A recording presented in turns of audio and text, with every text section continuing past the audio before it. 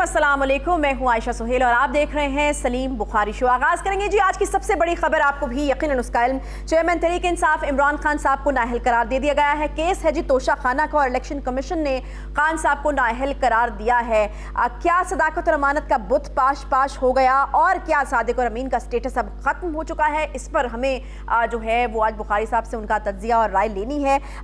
इसके अलावा फिर एक मुमकिन रद्द-ए-अमल था जो कि आता हुआ सामने नज़र भी आ रहा है। लोगों का एहतजाज का सिलसिला जो है वो भी जारी। इलेक्शन कमीशन के बाद भी कुछ नापसंदा मनाजर जो है वो हमने आज देखे हैं। इसके अलावा एक बड़ा अहम स्टेटमेंट आया है जी आर्मी चीफ कमर जावेद बाजवा साहब की जानिब से। वो ये कहते हैं कि वो एक्सटेंशन नहीं लेंगे और आज से 5 हफ्ते के बाद वो रिटायर होने जा रहे हैं। फिर उन्होंने ये भी कहा कि फ़ौज अब सियासत में मुदाखलत नहीं करेगी। इस पर भी जो है हम बात करेंगे। इसके अलावा एक बड़ी ज़बरदस्त किस्म की डेवलपमेंट जो आज हुई है वो है जी पाकिस्तान का जो नाम है वो FATF की ग्रेट लिस्ट से निकल चुका है। मुमकिन तौर पर क्या असरात, कितने मस्बत असरात इसके होंगे, इस पर भी होगी बात। अस्सलाम वालेकुम बुखारी साहब, क्या हाल चाल है? ठीक ठाक हैं आप? खैरियत से हैं? खान साहब नाअहल हो गए हैं आज, क्या कहेंगे? सबसे पहले तो आगाज़ यहीं से करेंगे। देखिए तीनों ही खबरें बड़ी हैं, मतलब अपने अपने अंदाज से। खान साहब का नाअहल होना है, चीफ का ये कहना है कि मैं रिटायर हो रहा हूँ 5 हफ्ते के बाद, और FATF से निकलना, ये तीनों बहुत बड़ी खबरें हैं। लेकिन बहरहाल इमरान खान साहब जो हैं वो छा गए हैं, इसमें कोई शुबा नहीं है। तो देखिए इन्होंने 2011 में जब अपनी कैंपेन का आगाज़ किया, सही जो लाहौर के जलसे से हुआ था 30 अक्टूबर को, तो एहतसाब का नारा लेके उठे थे वो, और कहा उन्होंने कि सबका होगा, मुझसे शुरू होगा, एहतसाब होगा। फिर वो इनके एक मेहरबान थे जिनका नाम साकिब निसार था, जो चीफ जस्टिस होते थे सुप्रीम कोर्ट के, उन्होंने इनको एक सर्टिफिकेट दिया सादिक और अमीन का। कैसे मिला, क्यों दिया, ये सारी बातें अब जो है मतलब है इस पर बेपनाह बहस हो चुकी हुई है। इसको इनको दोबारा खोलना वो ज़रूरी नहीं है। लेकिन वो सर्टिफिकेट लहरा के अपने सियासी मुखालफिन की ऐसी की तैसी सुबह से शाम तक करते रहे, चोर चोर डाकू कह के, और ये गर्दान आज तक उनकी जारी है। लेकिन खुद क्या करते रहे वो आहिस्ता आहिस्ता सामने आया है। ख़ास तौर से, वैसे तो उनके इक़्तिदार के दौरान ही आ गया था सामने, पंजाब के हवाले से ख़ास तौर से बुज़दार की वारदातें और गोगी की वारदातें और ये वगैरह वगैरह सब कुछ। लेकिन अब और ज़्यादा परतें खुल रही हैं कि वो क्या करते रहे। 2 तरह बल्कि 3 तरह की करप्शन जो है वो अब उनके नाम के साथ जोड़ी जा रही है। एक वो जो उनकी नाक के नीचे उनके लोगों ने की, दूसरी वो जो उनके इल्म के बगैर की, और तीसरी वो जो उन्होंने खुद की। अच्छा, तो 3 है। देखिए गुजारिश ये है कि जो शख्स इतने बुलंदबाग नारे लगाता हो एहतसाब के, करप्शन के खिलाफ जंग और जहाद की बातें करता हो, उसको ज़रा अपनी नाक के नीचे देखना बहुत ज़रूरी होता है। ये फैसला बहुत से लोगों के लिए एंटिसिपेटेड था। सिर्फ जो PTI के लोग हैं उनका ख्याल ये है कि कोई अनहोनी हो गई है। बिल्कुल अनहोनी नहीं हुई। उनको क्यों लगता है अनहोनी होगी? वो तो पहले इलेक्शन कमीशन को कहते थे कि बाइस्ड है। और देखिए वो इसीलिए था कि वो इस फैसले से रोकना चाहते थे। उनके इलेक्शन कमीशन के खिलाफ जो कैंपेन थी उसके 2 फ़ायदे हुए। एक फ़ायदा तो ये हुआ कि जो फॉरेन फंडिंग केस था जो 8 साल से चला आ रहा था, उसका फैसला ताख़ीर का शिकार होता गया। और बड़ी देर के बाद फिर एक फ़ैसला हमारे सामने आया है, और अभी भी उसके अंदर बहुत कुछ होना बाकी है। और दूसरा, ये तोशा खाना तो बहुत जदीद इंकशाफ है, ये कोई बहुत ज़्यादा पुरानी बात नहीं है। तोशा खाने के हवाले से जो उनका इनिशियल रिएक्शन था, अगर आपको याद हो, तो उन्होंने कहा ऐसी तो कोई बात ही नहीं है, ये तो मेरे ऊपर मरबा डालने की कोशिश की जा रही है। फिर जब उन्हें पता चला कि नहीं जनाब वो तोहफे जो हैं वो वापस देने वाले के पास पहुंच गए हैं, तो फिर उन्होंने उसका इकरार करना शुरू किया। फिर जब वो बेचे गए तो उस वक्त कहा गया कि यानी अपने गोशवारों में उसका जिक्र नहीं किया गया, और जब 3 साल के बाद ये पता चला कि ये करना ज़रूरी है, किसी न किसी वक्त गर्दन काबू आएगी, तो वो कर दिया। ठीक। तो जो मेरिट्स हैं केस के, उसके ऊपर तो ये फैसला अनहोना नहीं है, ठीक, टू बी वेरी ऑनेस्ट। लिहाजा अब क्या बात कर रही है PTI अब ये कह रही है कि he was not competent to decide this. हालांकि कॉन्स्टिट्यूशन की प्रोविजंस मौजूद हैं, उसकी अमेंडमेंट्स की शिकें जो हैं उसका जिक्र भी किया फैसले के अंदर उन्होंने, कि किन शिकों के तहत ये पकड़ होती है उनकी। दूसरी बात ये कि एक और चीज़ को कंट्रोवर्शियल बनाया जा रहा है कि ये नाअहली जो है कितनी मुद्दत के लिए है। ये बड़ा किसी का ख्याल ये है कि ये असम्बली के जो बाकी दिन रह गए हैं उसके लिए है, کسی کا خیال ہے جن میں میں بھی شامل ہوں کہ یہ اسمبلی کی ٹرمز کے مطابق ہوتی ہے کہ ایک term of the assembly which means 5 years موجودہ نہیں اگلے 5 سال term of the assembly. Okay یعنی اگر میں آپ کو یہ کہوں نہیں نہیں مجھے آپ یہ بتائیے کہ جب انتخاب ہوتے ہیں تو اسمبلی کتنے دنوں کے لیے کتنے سالوں کے لیے چنی جاتی ہے؟ 5 سالوں کے that is called the term of the assembly. Term of the assembly is not 3 مہینے 4 دن 45 گھنٹے. ٹھیک ہے یہ آپ کا ماننا ہے. میری انڈرسٹینڈنگ یہ تھی کہ شاید موجودہ ٹرم کے لیے وہ نااہل ہوئے. یہ وزیر قانون نے بھی کہا ہے. اچھا آپ نے سن لی ہوگی ان کی پریس کانفرنس انہوں نے کی ہے باقاعدہ ان کی. یہ جو عرفان قادر صاحب ہیں وہ بھی کہتے ہیں. لیکن ابھی اس حوالے سے مزید کلیئرٹی آنا ہے کیونکہ ابھی تفصیلی لکھا ہوا فیصلہ ہاتھ نہیں آیا ہے تو اس میں اس کی وضاحت ہو جائے گی. لیکن اصل بات یہ ہے کہ ڈسکوالیفیکیشن چاہے 1 گھنٹے کی ہو اور چاہے 5 سال کی یا چاہے لائف کے لیے ڈسکوالیفیکیشن از ڈسکوالیفیکیشن. اب جو ہوا ہے یعنی سمبولکلی یہ فیصلہ جو ہے آپ کو لگتا ہے احتساب کی بیانیے کے اوپر ایک ضرب. دیکھیے میں اس کے اوپر بعد میں آتا ہوں. آپ بہت آگے چلی گئی ہیں مجھ سے. میں یہ کہنا چاہتا ہوں کہ ایک شخص کے بارے میں پی ٹی آئی کی پوری لیڈرشپ بشمول عمران خان صاحب دن رات یہ کہتے تھے کہ نواز شریف جو ہے وہ چور چور چور چور ڈاکو ہے اور سپریم کورٹ نے یہ ڈکلیئر کیا ہوا ہے کہ وہ صادق اور امین نہیں ہے. ٹھیک ہے یہی کچھ اب بھی ہو گیا. تو صادق اور امین کا سرٹیفکیٹ جو ان کے پاس تھا وہ فارغ ہو گیا نا. صحیح کہ نہیں؟ تو اب سارے ایک جیسے ہو گئے. اب سارے ایک جیسے ہو گئے. اب آپ جائیں واپس اس آرگومنٹ پر جو میں کہتا تھا کئی مہینے پہلے میں نے اور آپ نے ایک پروگرام میں کہا تھا کہ لیول پلینگ فیلڈ کی باتیں ہو رہی ہیں. میں نے اس میں کیٹیگوریکلی کہا تھا کہ عمران خان صاحب ڈسکوالیفائی ہوں گے, پھر وہ اپیل میں جائیں گے, پھر ان کی اور نواز شریف کی دونوں کی اپیلیں قبول ہوں گی. یاد رکھیے پھر کہہ رہا ہوں یہ پھر آپ کو یاد نہیں رہنا. بالکل بالکل ریکارڈ پہ مجھے بالکل یاد ہے. پھر نئے الیکشن کا اعلان ہوگا اور پھر نئے الیکشن ہوگا اور کھل کے پتہ لگے گا کہ کون کتنا بڑا پولیٹیکل لیڈر ہے اور کس کی پولیٹیکل فالوئنگ ہے. جو عمران خان صاحب کا مسئلہ ہے وہ اور ہے. عمران صاحب کا خیال یہ ہے کہ زیادہ دیر تک اپنی اس پاپولیرٹی کے گراف کو اس سطح پہ رکھنا شاید ممکن نہیں ہے. وہ یہ کہتے نہیں ہیں لیکن ان کے رویے سے لگتا ہے. اسی لیے وہ بہت جلدی میں جنرل الیکشن کرانا چاہتے ہیں دوبارہ. نہیں یہ کیا خطرہ کیا بخاری صاحب وہ اپوزیشن میں بیٹھے ہوئے ہیں, کیوں گر جائے گا؟ اگر پہلی بات تو یہ کہ وہ اب اپوزیشن میں بھی نہیں ہے کیونکہ انہوں نے اسمبلیوں سے استعفے دے دیے ہوئے ہیں, اپنی سیٹ ان کی رہی نہیں ہے. تو آپ دیکھیں نا بڑی عجیب و غریب صورتحال ہے, اس لیے انہیں جلدی الیکشن کروانے ہیں. چلیں آپ یہ کہہ لیں کہ حکومت کی مخالفت میں اس وقت ہمیں وہ نظر آ رہے ہیں, اپوزیشن والا کردار تو نبھا رہے ہیں نا. وہ کہہ رہے ہیں حکومت یہ نہیں کر رہی, یہ نہیں کر رہی, مہنگائی ہو گئی, یہ ہو گیا, وہ ہو گیا. تو ان کو کیوں لگتا ہے کہ پاپولیرٹی گر جائے گی؟ کیونکہ اگر مشکل حالات کو جس طرح کہ آج کل پاکستان فیس کر رہا ہے, ایسی صورت میں حکومتوں کی پاپولیرٹی گرتی ہے اگر وہ سنبھال نہ سکیں چیزیں. تو دیکھیے گزارش یہ ہے جب عمران خان صاحب کے کیے ہوئے وعدے پورے نہیں ہوں گے, جب وہ جس طرح ان کا خیال تھا کہ جس دن میں اقتدار سے نکلوں گا اگلے دن ملک میں عوام ابھر پڑیں گے. آپ کو یاد ہے نا سونامی, سروں کا سونامی آ رہا ہے, سمندر آ رہا ہے جو بہا کے لے جائے گا ساری چیزیں. میں نے تھوڑی کہا وہ تو ابھی بھی لانگ مارچ میں ایکسپیکٹڈ ہے نا کہ جب وہ لانگ مارچ اناؤنس کریں گے تو ایسی صورتحال کر لیں نا. مطلب اب تو اس سے زیادہ اپورچون ٹائم کون سا ہو سکتا ہے میرے خیال سے. یہ تو میں نے آپ سے پوچھنا تھا کہ آج کے اس فیصلے کے بعد اور اب اس فیصلے کی پوری جو جس کو کہتے ہیں نا کمپریہنسولی اس کو ڈسکس کرنا وہ ابھی ممکن نہیں ہو رہا ہے. ہم کوشش کرتے ہیں اس کو. اس کا ایک اور آسپیکٹ بھی ہے فیصلے کا اور وہ یہ ہے کہ انہوں نے کہا کہ عمران خان نامی شخص کے خلاف اب آپ کرمنل پروسیڈنگز بھی شروع کر دیں کیونکہ انہوں نے فراڈ کیا ہے, انہوں نے جھوٹ بولا ہے. اچھا تو وہ اب کیس جائے گا سیشن جج کے پاس سیشن کورٹ میں, اور سیشن کورٹ جو ہے وہ مقدمہ درج کرنے کا آرڈر کرے گی اور بھائی صاحب گرفتار ہوں گے کیونکہ جب آپ کے اوپر فراڈ کا مقدمہ ہوتا ہے گرفتاری تو ہوتی ہے نا. تو ابھی اس کا وہ آسپیکٹ باقی ہے. اچھا لیکن دوسری طرف ان کے پاس بھی اپنے دفاع کے چانسز موجود ہوں گے I'm sure.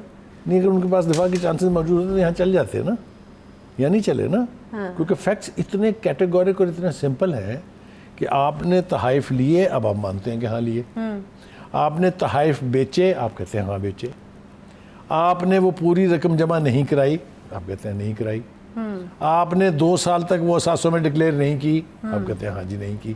تو پھر اور کیس کیا ہے؟ لیکن پھر انہوں نے کہا نا پھر کر دی میں نے ایونچولی میں نے کر دی. دیکھیں نا وہ جو خان صاحب چیخ کے کہتے ہیں نا کہ چھوٹے کے لیے قانون اور بڑے کے لیے قانون اور نہیں ہونا چاہیے, تو خان صاحب کو یہ یاد رکھنا چاہیے کہ آپ کے لیے علیحدہ قانون نہیں بن سکتا. جو باقیوں کے لیے قانون ہے وہی آپ کے لیے رہے گا. ایک تو یہ ہوگی.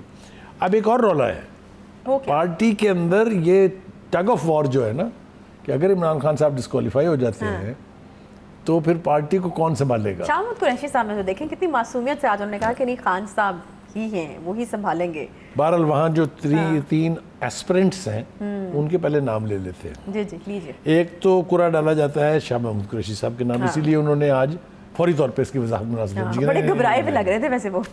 دوسرے اسد عمر صاحب اور تیسرے فواد چودھری صاحب. یہ 3 ایسپرنٹس ہیں بقول پی ٹی آئی کے اندر کے لوگوں کے. اچھا میں نہیں کہہ رہا ہوں, یہ ظاہر ہے ان کے سیاسی مخالفین بھی کہتے ہیں. یہ ایک تو یہ بڑا خوفناک کام ہے.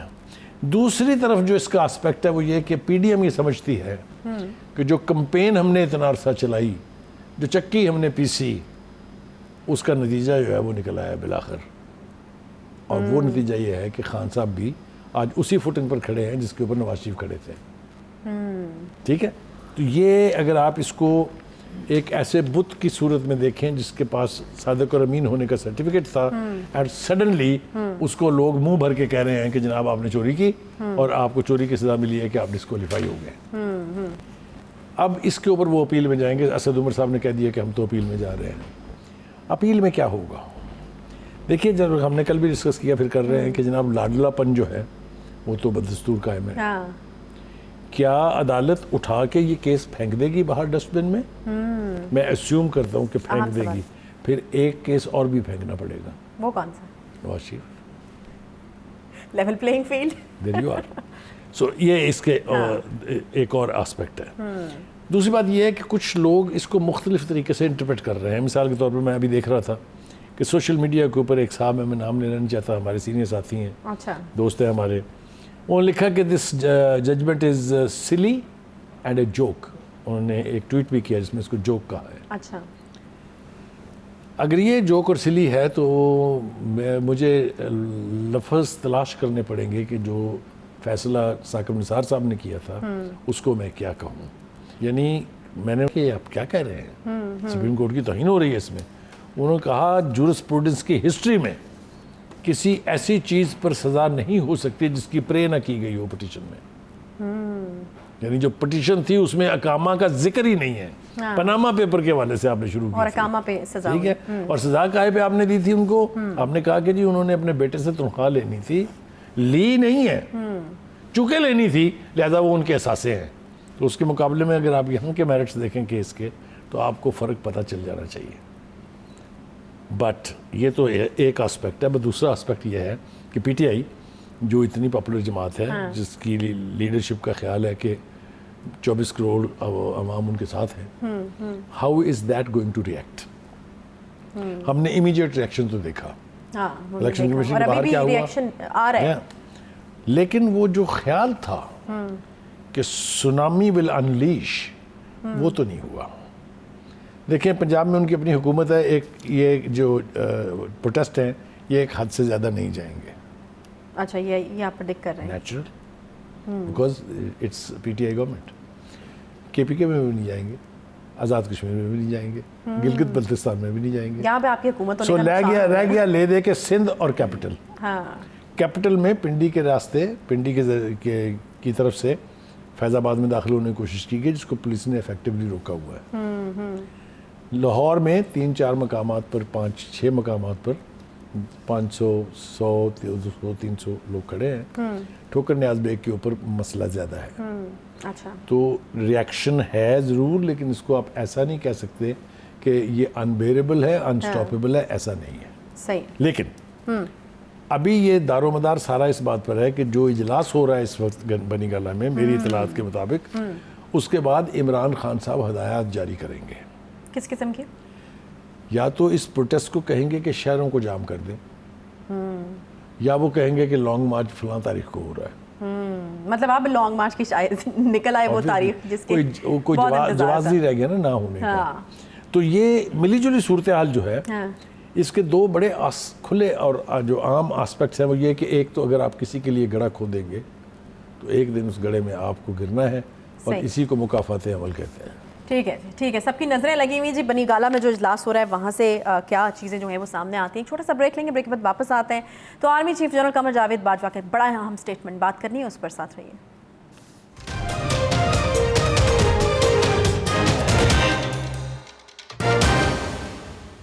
वेलकम बैक जी। ब्रेक के बाद एक बार फिर से आपको खुशामदीद कहते हैं। एक बड़ा ही अहम statement army chief general Qamar Javed Bajwa साहब की जानिब से सामने आया है और ये स्टेटमेंट जो है वो बाजवा साहब पहले भी इस हवाले से थोड़ी वजाहत दे चुके हैं कि वो एक्सटेंशन जो है वो नहीं ले रहे और अब उन्होंने जो स्टेटमेंट दिया है वो कुछ इस तरह से कि 5 हफ्ते बाद रिटायरमेंट का ऐलान करूँगा। और एक बड़ी और इम्पॉर्टेंट चीज़ जिस पर बुखारी साहब से काफ़ी तफसील से बात हो सकती है वो ये कि फ़ौज अब सियासत में किरदार अदा नहीं करेगी। बहुत ही इंपॉर्टेंट स्टेटमेंट है बुखारी साहब। क्लैरिटी तो काफ़ी मिल गई है स्टेटमेंट के साथ हमें, लेकिन ये जो फ़ौज अब सियासत में किरदार अदा नहीं करेगी इस पर आपका जो है तबसरा। मेरे ख्याल से इस एतबार से तो ये कहा जा सकता है कि ये स्टेटमेंट जो है ये is turning a new leaf in history of Pakistan politics, to be very honest. मैं कन्विक्शन से ये समझता हूँ। अच्छा, एक चीज़, ये बयान इदारे के बिहाफ पे है। देखें, जब हम बात करते हैं ना फ़ौज की, जब हम बात करते हैं आर्मी चीफ की, अच्छा, हम असल में बात कर रहे होते हैं 7 लाख मुसल्लह अफराद के लीडर की, सही, जिसको कहते हैं कि the army chief is the army itself. क्योंकि वहाँ डिसिप्लिन फोर्स है, इसलिए जो चीफ के ज़बान से निकलता है that goes down the line to the last soldier. इसलिए वो when he speaks he is always speaking on behalf of the institution. मैं इसकी तफसील में आते हैं अभी, ठीक है। थोड़ा सा मेरा ख्याल है थोड़ा सा पीछे से शुरू करना होगा। ये कंट्रोवर्सी शुरू हुई थी जब इमरान खान साहब इक़्तिदार में आए थे ताज़ी, और पहली दफ़ा पाकिस्तान की तारीख़ में आर्मी चीफ़ की एक्सटेंशन के हवाले से लेजिस्लेशन हुई।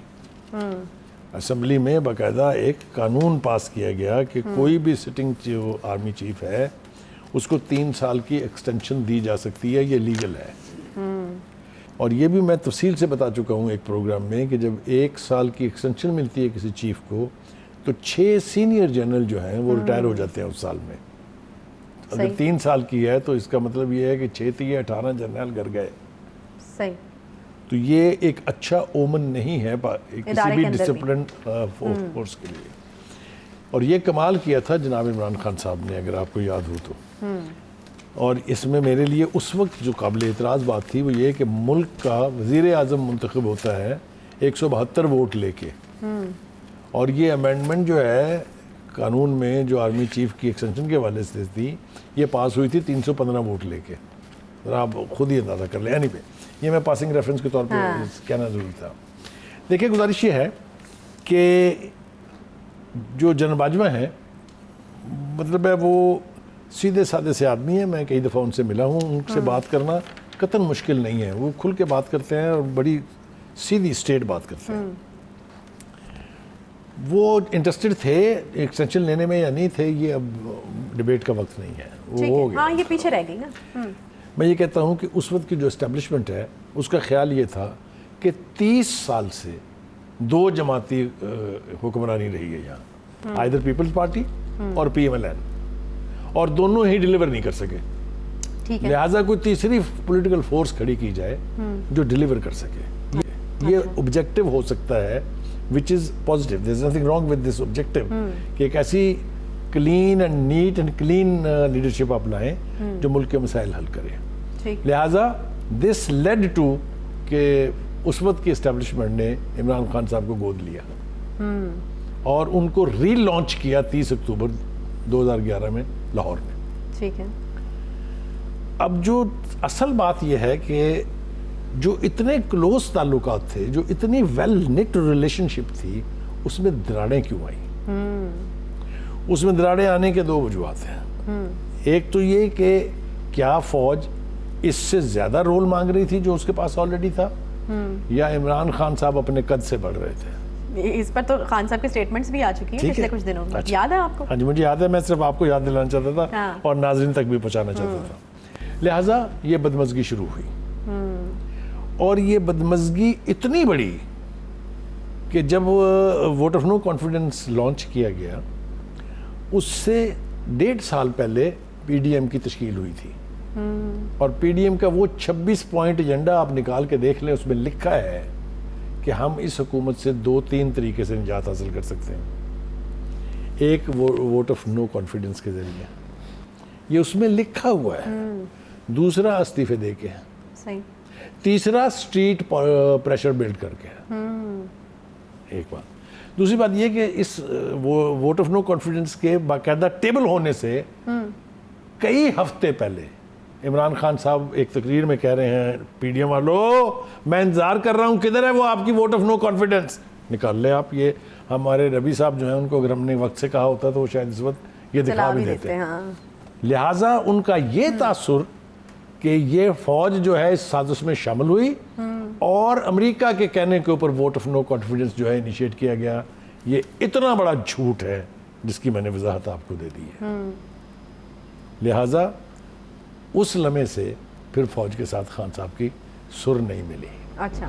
لیکن ایک واقعہ اس سے بھی پہلے کا ہے اور وہ تھا ڈی جی آئی ایس آئی کی ٹرانسفر اور posting of a new D G I S I. میرے خیال میں یہ ایک بہت بڑا جو مسئلہ تھا. تاریخ گواہ ہے اور پوری دنیا میں یہ کہیں نہیں ہوتا کہ جو فوج کی اندر کی تبدیلیاں ہیں یہ وہاں کا آرمی چیف کرتا ہے. صرف ایک کانسٹیٹیوشنل پریروگیٹو ہے پرائم منسٹر کا کہ جو سمری منسٹری آف ڈیفنس کے ذریعے انیشیٹ ہو، پرائم منسٹر صاحب اس میں دیے گئے ناموں میں سے کسی ایک کو ٹک کر کے واپس بھیج دیں گے. That's all. Otherwise all is done by the army chief. اچھا. تو اگر پرائم منسٹر صاحب اپنی مرضی کا چیف لانا چاہیں گے یا میڈل اراؤنڈ کریں گے فوج کی ہیرارکی میں تو ریلیشن شپ بہتر نہیں رہ سکتی، چاہے کوئی بھی آرمی چیف کیوں نہ ہو. صحیح ہے. اس سے پہلے کی مثالیں اس سے پہلے کی مثالیں بالکل میں وہی کہہ لیں گے. تین دفعہ نواز شریف صاحب حکومت سے سبکدوش ہوئے اسی قسم کی حرکات پر. وہ کسی اور موقع آیا تو اس کی بات تفصیل سے کر لیں گے. یعنی بخاری صاحب جو سوال میں نے پہلے کیا تھا اس کو میں اگر دوبارہ دہرا دوں کہ یہ جو آرمی چیف صاحب کا بیان ہے ہم بالکل اس کو تسلیم کرنے کے لیے تیار ہیں، لیکن پاکستان کی تاریخ بالکل مختلف ہے. لیکن پاکستان کی تاریخ میں کسی آرمی چیف نے اس طرح کا بیان بھی کبھی نہیں دیا. یہ بھی نئی بات ہے. یہ کیوں ہوا؟ اس لیے کہ فوج کو اتنا ڈریگ کر دیا اس پچھلے 3-4 سال میں. پہلے ایک پیج منترا پہ آپ کو یاد ہونا چاہیے. صحیح. آپ ان سے سوال کچھ کریں وہ کہتے تھے جناب ہم اور فوج تو ایک پیج پہ ہیں. میں بہت سا دیگر مثالیں دینا نہیں چاہتا ہوں، حتیٰ کہ عمران خان صاحب نے اپنی ایک پریس کانفرنس میں یہ کہا کہ فوج پی ٹی آئی کے مینیفیسٹو کے ساتھ کھڑی ہے. ایک حوالہ اس کا اور بھی ہے لیکن وہ میں دینا نہیں چاہتا ہوں. صحیح. سو یہ ریلیشن شپ اسٹارٹیڈ آف ویری ویل. میں نے بتایا نا کہ Imran Khan was the beneficiary, لیکن جب آپ ان کے ساتھ پنگے کریں گے تو پھر آپ کو اس کی قیمت چکانی ہوگی. لیکن کیسے؟ ایک تو یہ کہ ان کا یہ بیانیہ کہ فوج نے میر جعفر میر صادق بن کے ان کے خلاف سازش کی، امریکہ کی غلامی قبول کی اور ان کو ووٹ آف نو کانفیڈنس سے باہر نکال دیا. یہ ثابت ہو گیا کہ ایسا نہیں تھا. اس لیے کہ ان کا وہ جو سائفر والا بیانیہ ہے میرے خیال ہے اس کی تدفین میں تو آپ بھی شامل ہیں، تو وہ دفن ہو گیا نا، وہ اب کہیں نہیں ہے. صحیح ہے. صحیح. تو دوسری بات یہ ہے کہ یہ بیان جہاں اپنی جگہ بہت اہم ہے اس کی کنوٹیشنز بھی بہت مختلف ہیں. میں آپ سے اتفاق کرتا ہوں اس بات سے کہ آنے والے دنوں میں سیاست پر اس کے اثرات آپ کو نظر آئیں گے کہ اگر ہمارے سیاستدان اپنے فیصلے خود کر سکتے ہیں، اپنی فارن پالیسی خود تشکیل دے سکتے ہیں، تو اس سے اچھی چیز کیا ہو سکتی ہے. لیکن ماضی اس اعتبار سے اچھا نہیں. اچھا بخاری صاحب، یہ جو بات ہو رہی ہے کہ سیاسی حلقوں میں کہ اس قانون کو بھی ختم کرنے پر سوچا جا رہا ہے کہ یہ جو بنایا گیا تھا 3 سال کی ایکسٹینشن کا، کیونکہ یہ ہمیشہ اتنی متنازع ہو جاتی ہے چیز. 2-3 جگہ سے آوازیں اٹھی ہیں اور میں اس آواز کو انڈورس کرتا ہوں. میرے خیال سے یہ نہیں ہونا چاہیے. آرمی چیفز کے اپوائنٹمنٹ کا، تقرری کا، سبکدوشی کا وہی پروسیس ہونا چاہیے جس کی آئین اجازت دیتا ہے اور جو ہماری 75 سال سے روایت ہے. یہ بہت زیادتی ہوگی اگر ہم جناب باجوہ کو پورا کریڈٹ نہ دیں. انہوں نے اس سے پہلے 3 اوکیزنز پر یہ بات بتا دی تھی کہ میں انٹرسٹڈ نہیں ہوں مزید ایکسٹینشن میں. 3 تو پریس بریفنگز ہیں. ڈی جی آئی ایس پی آر جو اس وقت تھے، جنرل افتخار بابر جو اب لیفٹیننٹ جنرل ہو گئے ماشاءاللہ، ان کو مبارک دیتے ہیں اس فورم سے بھی. انہوں نے 3 دفعہ کہا کہ وہ مجھے بتا چکے ہیں کہ میں اپنی ایگزیکٹ ڈیٹ کے اوپر ریٹائر ہو جاؤں گا، ایکسٹینشن نہیں لوں گا. یعنی یہ کلیئرٹی بہت پہلے آ چکی تھی، آپ یہ کہہ رہے ہیں. اچھا Bukhari most recent when he was in America، بالکل وہاں سے انہوں نے کہا کہ میں قطعاً کوئی ایکسٹینشن نہیں لوں گا اور یہ کہ فوج کا سیاست میں کوئی رول نہیں ہے. صحیح.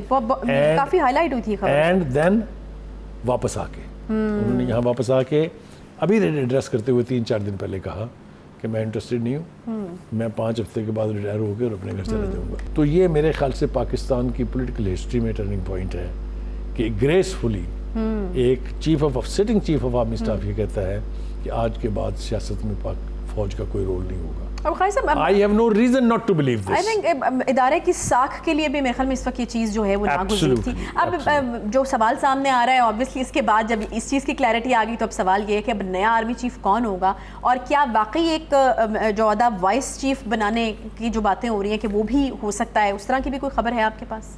دیکھیے یہ کل تک خبر تھی. اچھا. اور اگر آپ کو یاد ہو, میں نے آپ نے ڈسکس بھی کیا تھا, پروگرام میں نہیں کہی تھی کہ vice chief of army staff appoint کرنے کا ارادہ ہے.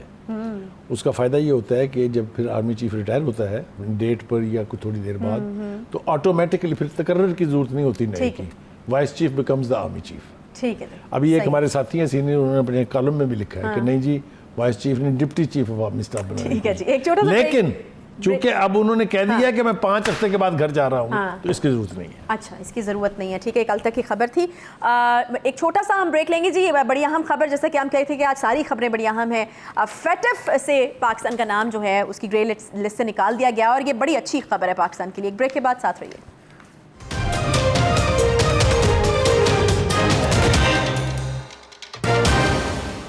ویلکم بیک جی. بریک کے بعد ایک بار پھر سے خوش آمدید کہتے ہیں. فیٹف کی گرے لسٹ سے پاکستان کا نام جو ہے وہ نکل گیا ہے, اور یقیناً آپ کو یاد ہوگا کہ کتنی کوششیں کی گئی ہیں اس چیز کے لیے, اور کتنا ضروری تھا یہ, اس کے کیا مثبت پہلو ہیں اور کیا مثبت اثرات ہیں جو پاکستان کے اوپر ہوں گے, اور کیوں اس کے لیے اتنی کوششیں کی جائی تھی, یہ ہم بخاری صاحب سے جانیں گے. بخاری صاحب, کتنی بڑی ڈیولپمنٹ ہے اور اس کے فوری طور پر جو ممکنہ اثرات ہیں کیا ہو سکتا ہے؟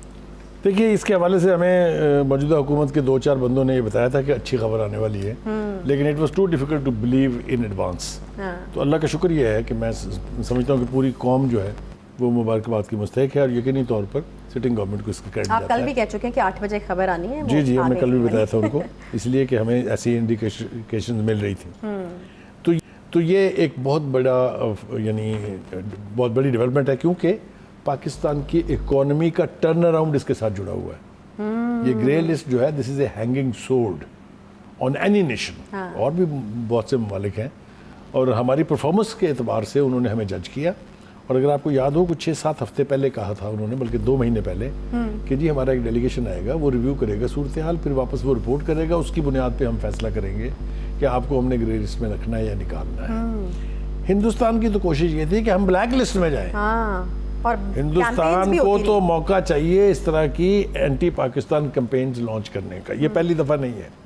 یونائٹڈ نیشن کا اجلاس ہو, اسی طرح کے اور انٹرنیشنل ایونٹس ہوں, تو ہندوستان کے پیٹ میں مرور اٹھنے شروع ہو جاتے ہیں, اور وہ انلیش کرتے ہیں وہ سارا نیگیٹو پروپیگنڈا, جس کے لیے میسو فنڈنگ جو ہے ان کو اویلیبل ہے. اور وہ پاکستان کے حوالے سے کہ جی ٹیررزم کو یہ ہاربر کرتے ہیں, یعنی انکریج کرتے ہیں, اور بہت سارے نام وہ اس حوالے سے استعمال کرتے ہیں. حافظ سعید صاحب ہیں اور ساجد میر صاحب ہیں, یہ بہت سارے لوگ ہیں جن کو یونائٹڈ نیشن کے کہنے پر ہم نے ریسٹرکٹ کیا, ہم نے ان کے خلاف کیسز کیے, لیکن ہندوستان آج تک اپنے پروپیگنڈے کے باوجود ایک ثبوت نہیں دے سکا کسی ایک انڈیویجول کے بارے میں پاکستان میں. لیکن ہم چونکہ انٹرنیشنل اوبلیگیشنز کے تحت آتے ہیں, لہٰذا ہم نے یونائٹڈ نیشن کا کہنا, ہیومن رائٹس کمیشن کا کہنا ہمیشہ مانا ہے. تو ہندوستان سے تو ہمیں اس سے زیادہ اچھی توقع رکھنی بھی نہیں چاہیے.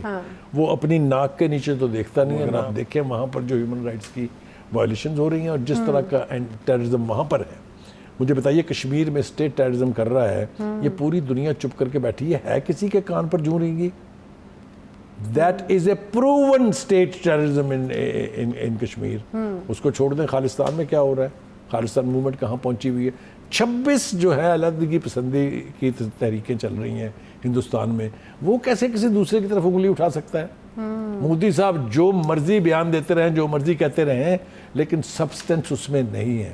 کیونکہ پاکستان نے ٹیررزم کو کنٹرول کرنے کے لیے, یہاں سے اس فتنے کو ایلیمینیٹ کرنے کے لیے جو 2 بڑے آپریشن لانچ کیے, جس میں آپریشن ضرب عضب اور آپریشن رد الفساد تھا, اور اس سے پہلے سوات آپریشن, اگر آپ کو یاد ہو, آپریشن راہ راست, تو ہماری کریڈیبلٹی تو پوری دنیا کے سامنے ہے.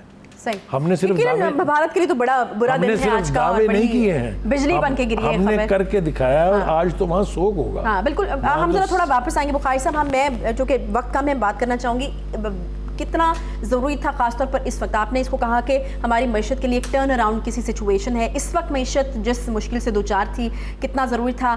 بیرونی سرمایہ کاری کے حوالے سے بھی اس کو بڑا اہم سمجھا جا رہا ہے. دیکھیے اس میں نے جیسے کہا کہ ہمارا اکنامک ٹرن اراؤنڈ جو ہے وہ اس سے جڑا ہوا ہے، اس لیے کہ جتنے فائنینشیل انسٹیٹیوشنز ہیں انٹرنیشنل وہ سارے ایف اے ٹی ایف کی اس لسٹ کو اوبے کرتے ہیں، فالو کرتے ہیں اور اسی کے تحت اپنے فیصلوں کو سبجیکٹ کرتے ہیں. لہٰذا اب چونکہ ہم اس کی گرے لسٹ سے بھی نکل گئے ہیں تو we are as clean as any other clean country. لیکن ہمارے اوپر ایک چیک رہے گا میرے خیال سے. اب اس چیک ہی تو تھا یہ اتنے ہفتوں کا جو میں نے آپ کو بتایا ہے. Now we are out of the grey list as clean as anybody else. اچھا تو جو اسحاق ڈار صاحب جو اس بات پہ پھولے نہیں سما رہے ہیں وہ یہی ہے کہ اب ان کے لیے ورلڈ بینک کو ڈیل کرنا، اے ڈی بی کو ڈیل کرنا یہ آسان ہو جائے گا بہت. آئی ایم ایف کے ساتھ جو ان کے مذاکرات ہوئے ہیں آپ نے دیکھا اس کی طرف سے بھی کیا پازیٹیو وائبز آ رہی ہیں. تو یہ گرے لسٹ کے بعد پاکستان کی اکانومی کو بوسٹ ملے گا، کوئی اس کے بارے میں دو رائے نہیں ہے. اور آخری جملہ کہہ دوں کہ جو سی پیک کے اوپر جو کام کی رفتار کم تھی because of availability of funds اور because of loans and everything, وہ بھی آپ دیکھیے گا کتنی تیزی آتی ہے. ٹھیک ہے جی، بہت شکریہ بخاری صاحب، thank you so much. Programme کا وقت جو ہے وہ آج یہاں پر ختم ہوتا ہے. امید کرتے ہیں کہ ڈیولپمنٹ جو ہے وہ پاکستان کے لیے ایک بڑی مثبت قسم کی ڈیولپمنٹ جو ہے ثابت ہو اور ہماری معیشت جو ہے وہ اس تیزی پر گامزن ہو جائے جس کی اس وقت بہت زیادہ ضرورت ہے. کل آپ سے ملاقات ہوگی انشاءاللہ، تب تک کے لیے اپنا خیال رکھیے. اللہ حافظ.